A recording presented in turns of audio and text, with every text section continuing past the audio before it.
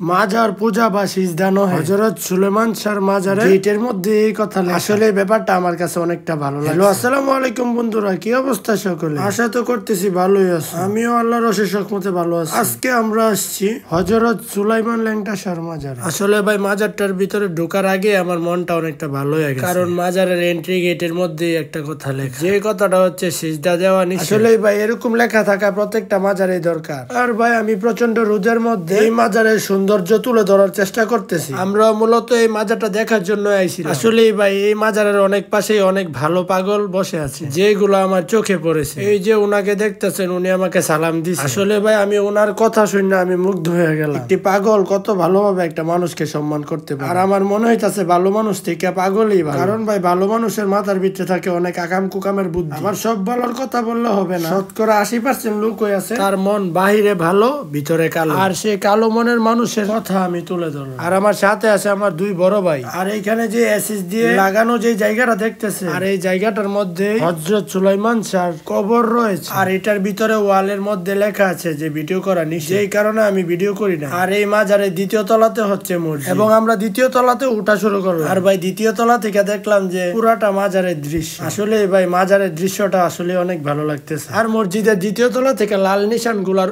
ওরা দেখলে তো অনেকটা ভালো লাগে। এটা হচ্ছে মাজারের আরেকটা সাইড। আর একটা মূল কথা হইলো ভাই, যেই সময় আমরা এই মাজারে গেছি প্রচন্ড রোদের কারণে কোনো জায়গায় দাঁড়ানো যাইতেছিল, সেই কারণে এই জায়গা থেকে আমরা রওনা দিলাম মাজার থেকে বাইর হওয়া, কারণ রোদ্রের জন্য মাজারের ভিতরে কোনো মানুষই নেই। আর যারা মাজারের লোক আছে তারা হয়তো বা মাজারের পিছন দিয়ে অনেকগুলাই ঘর আছে, ওই ঘরগুলার মধ্যে। আর আসলে মাজারটা অনেকটা বড়। আর আমার মনে হইতাছে এই মাজারে 40% জায়গা আপনাদেরকে দেখাইছি, আরো অনেক জায়গা আছে এই মাজারে। প্রচন্ড রোদের কারণে আমি সবগুলা জায়গা দেখাইতে পারি নাই, সেই জন্য আমি দুঃখিত। নিচের টাইস থেকে রোদের তাপ প্রতিফলন হয়ে আমার চোখে পড়তে, যেই জন্য এই মাজারে দাঁড়াই থাকাটা আমার জন্য কষ্টসাধ্য হয়ে গেল। সেই জন্য আজকের ভিডিও এতটুকুই। আল্লাহ হাফেজ।